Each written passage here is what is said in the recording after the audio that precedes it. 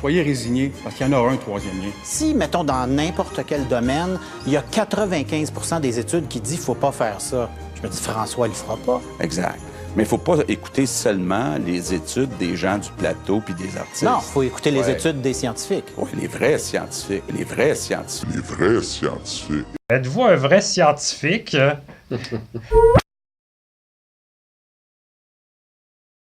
Probablement oui, dans l'optique où est-ce qu'il n'y a personne qui nous écoute dans le débat. Donc, on doit être effectivement des vrais scientifiques. Bon, c'est encourageant. Est-ce qu'on vit une époque où la science a besoin d'un support militant politique pour se faire entendre? Est-ce que c'est une drôle d'époque pour vous? Ben oui, effectivement, c'est une drôle d'époque. C'est l'époque des médias sociaux et de l'opinion instantanée.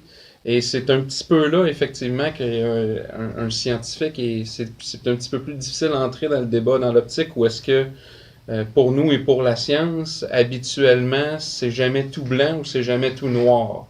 Alors que quand on veut émettre des opinions, ben évidemment, on est pour ou on est contre, mais c'est rare qu'on a une position qui est modérée, qui va dire oui, je suis pour, mais faut pas oublier qu'il y a la contrepartie, ou je suis contre, mais il y a aussi la contrepartie. Alors que nous, ce qu'on essaie de faire, justement, c'est d'amener des faits scientifiques, mais nos conclusions peuvent jamais aller, pour certains trucs, peuvent jamais généraliser tout ce qui se passe dans une vie et tout ce qui se passe dans une société.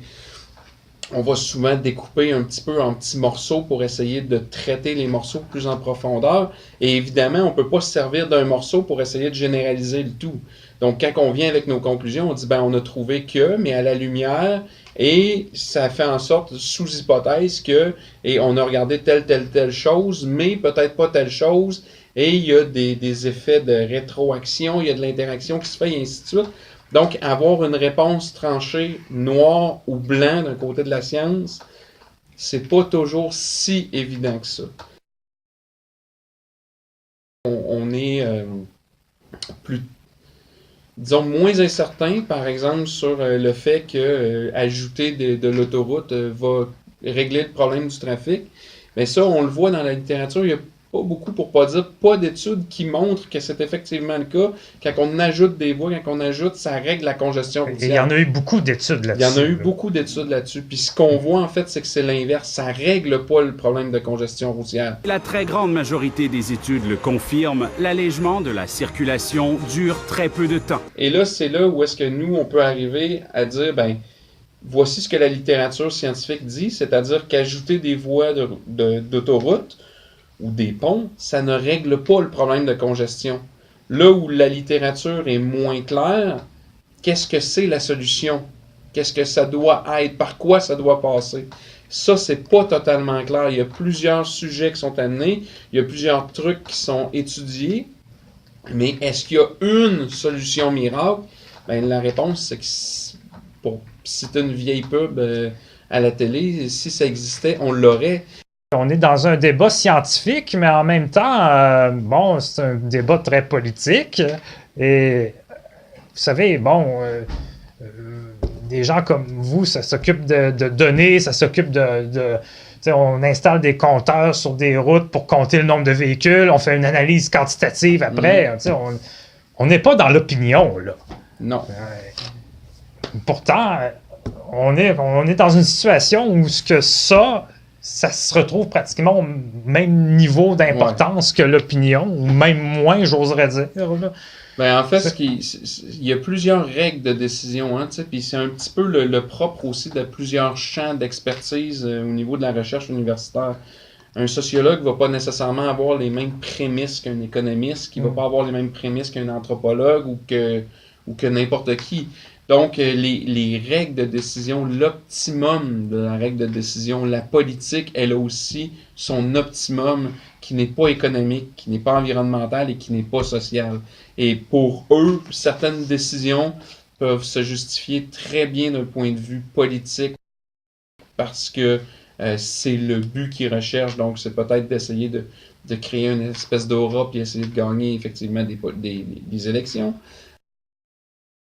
Mais il y a une dépendance, mais c'est pas juste une forme de dépendance aussi, c'est une forme d'habitude. Il faut comprendre aussi que les êtres humains habituellement sont très pantouflards et sont bien dans leurs habitudes.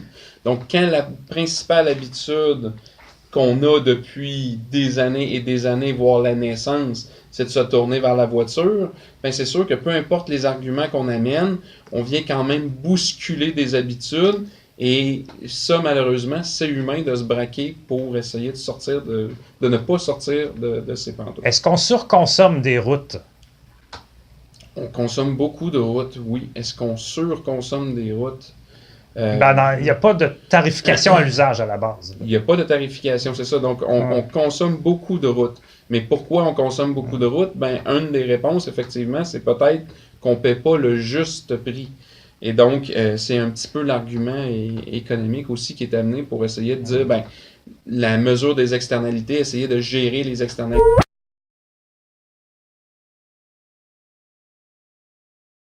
Donc, le principe de l'utilisateur-payeur ou du pollueur-payeur, ben, ça peut s'appliquer ici. En fait, ce que la littérature économique suggère aussi, c'est que pour des ressources dont le prix est sous-tarifé, donc on charge en dessous de ce que le marché suggère comme prix, ben on a tendance à surconsommer.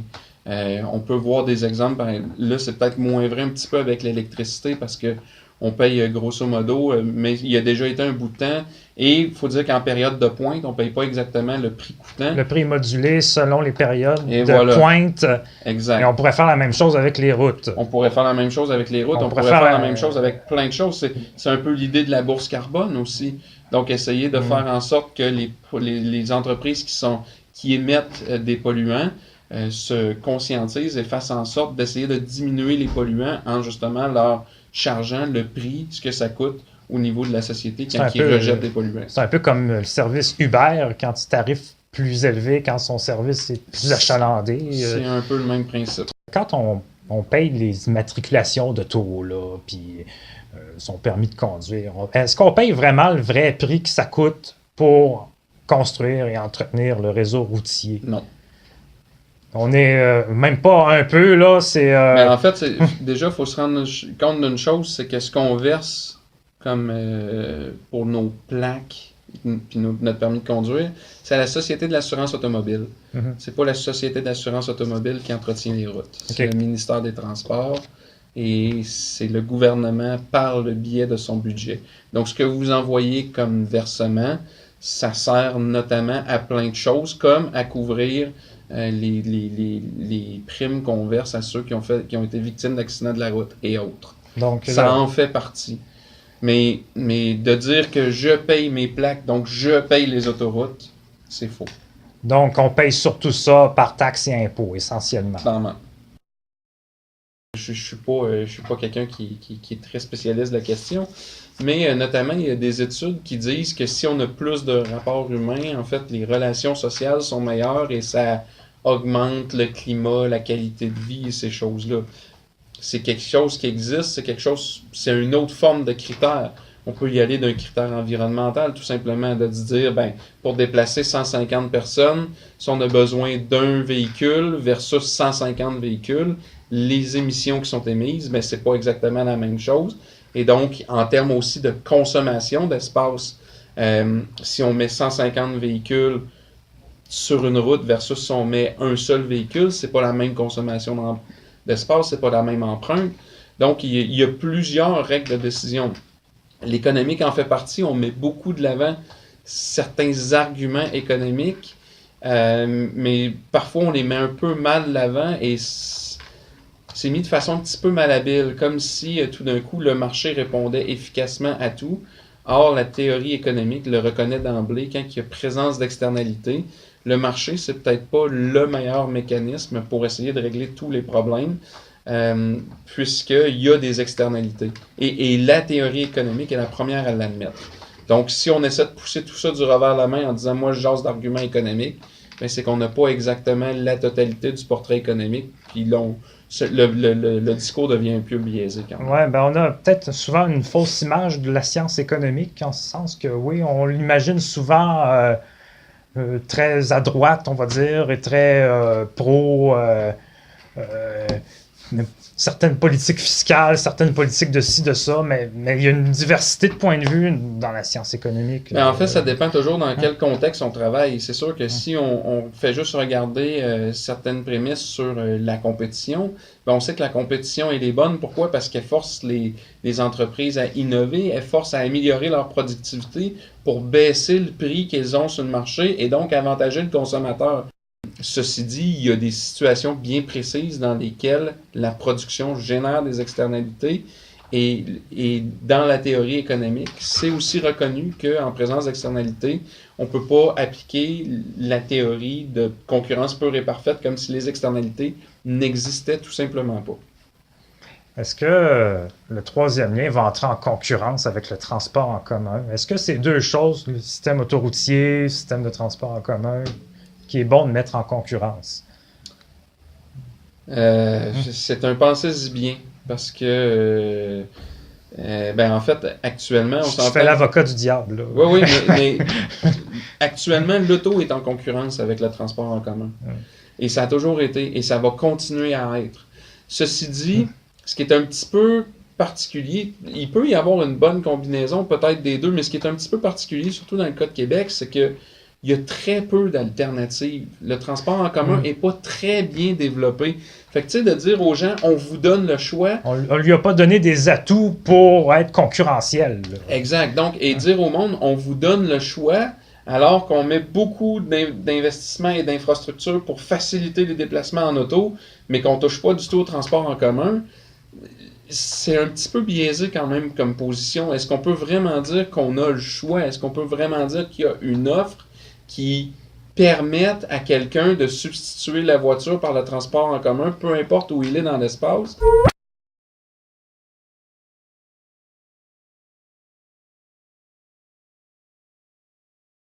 Et si on ajoute justement une autre infrastructure pour concurrencer le transport en commun, ben ce qui va se passer, en fait, le transport structurant tel qu'on veut le mettre actuellement, il va être sur la rive nord de Québec. Donc, probablement qu'on risque de voir dans ces secteurs-là peut-être une diminution de l'utilisation de la voiture dans les périodes de pointe. Mais si on facilite les déplacements de voitures à l'extérieur et pour les régions avoisinantes et qui entrent au centre, ben ça ne va pas nécessairement régler le problème de congestion parce que ceux qui vont embarquer dans le transport en commun au centre, ben le fait qu'ils n'utilisent plus leur voiture va être compensé par ceux qui viennent de plus loin et qui, eux, vont rentrer au centre aussi avec leur voiture. Donc, finalement, on peut penser que ceux du centre vont être un petit peu avantagés parce qu'ils vont avoir une alternative, alors que ceux qui sont un petit peu plus loin ne l'auront pas. Ceci dit, je pense qu'il faut quand même commencer par quelque part. Actuellement, on n'en a juste pas beaucoup d'alternatives intéressantes, outre le déploiement des métrobus. Et si on veut vraiment dire qu'on met une compétition entre les deux, ben sachant qu'on subventionne l'utilisation de la voiture et des routes, il faut aussi être conséquent et donner une alternative au niveau du transport. J'ai déjà habité dans le nord de Beauport, puis ça me prenait quasiment 1h30 pour me rendre au centre-ville. Là. C'est pas concurrentiel. L'alternative, elle n'est pas très grande, effectivement. Non. Si on regarde au niveau de l'Amérique du Nord, on se rend compte dans les plus grandes villes qui sont déjà en train de penser à des alternatives à la voiture. Quand on parle de développement de transport dans des villes comme Los Angeles, comme New York, comme nommez-les toutes, là, on ne parle pas de déplacement en voiture, on ne parle plus nécessairement de faire du transport en commun, sauf peut-être dans le sud, et encore là, on a vu les limites. Mais si on regarde encore même plus près de chez nous, Toronto, quand on parle d'investissement dans les infrastructures de transport, c'est transport en public. Montréal, c'est transport en public. Donc, on est en train de se rendre compte que la voiture, c'est pas la solution pour le trafic.